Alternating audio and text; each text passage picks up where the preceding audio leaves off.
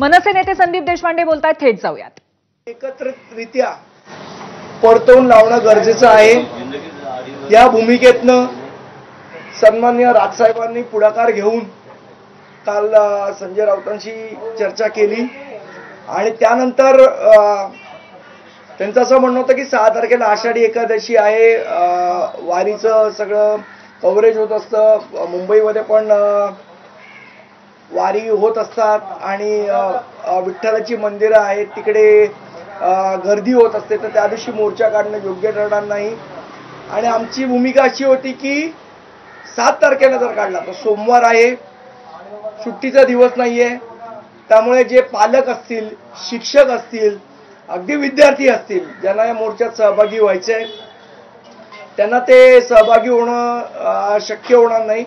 त्यामुळे सर्वानुमते ही 5 तारीख ठरली आणि त्याप्रमाणे सर्व राजकीय पक्ष, सर्व कलाकार, सर्व साहित्यिक या मोर्चामध्ये सहभागी होतील.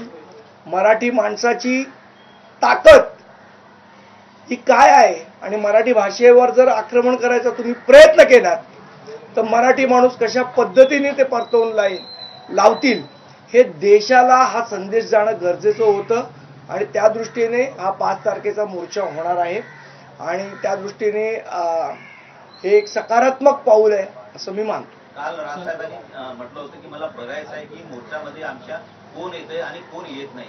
तुम्ही 5 तारखेचं ठरवलंय, त्याने 7 तारखेचं ठरवलं होतं. रात्रीमध्ये काही मोठ्या घडामोडी घडल्या का? मन की बात झाली का त्या? मी तुम्हाला सांगितलं ना, काल स्वतः यासाठी राजसाहेबांनी पुढाकार घेतला आणि स्वतः पुढाकार घेऊन त्यांनी संजय राऊत साहेबांना फोन केला आणि त्याच्यानंतर दोन्ही नेत्यांच्या झालेल्या चर्चेअंती 5 तारीख ही नक्की झाली. मला वाटतं काल मी स्वतः पत्रकार परिषद घेऊन 6 तारखेची 5 तारीख झाली हे आपल्या सगळ्यांना सांगितलं. त्याची कारण मीमांसा आज आपल्याला कळली असेल. आम्ही सगळ्या राजकीय पक्षांशी संपर्क साधणार आहोत.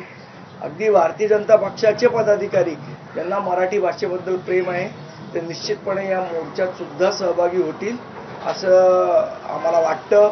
शिंदे सेनेचे असतील, सगळे राजकीय पक्ष जे मराठी म्हणून मराठी भाषेवर प्रेम करणारे आहेत त्या सगळ्या संघटना, सगळे राजकीय पक्ष त्या मोर्चात सहभागी होतील. आम्ही त्या पद्धतीची चर्चा ही सगळ्यांशी करू, सगळ्यांना निमंत्रण देऊ, सगळ्यांना आम्ही, मला तर वाटतं मी एक व्हिडिओ ट्विट केला होता त्यावेळेला आपण सगळ्यांनी हा प्रश्न विचारला होता. राजसाहेबांचा तो व्हिडिओ होता, त्यामध्ये आम्ही म्हटलेलं की मराठी माणसासाठी आम्ही कोणाची पाय चटू आणि वेळ पडल्यास पाय छाटू. त्या व्हिडिओचा अर्थ आपल्याला आज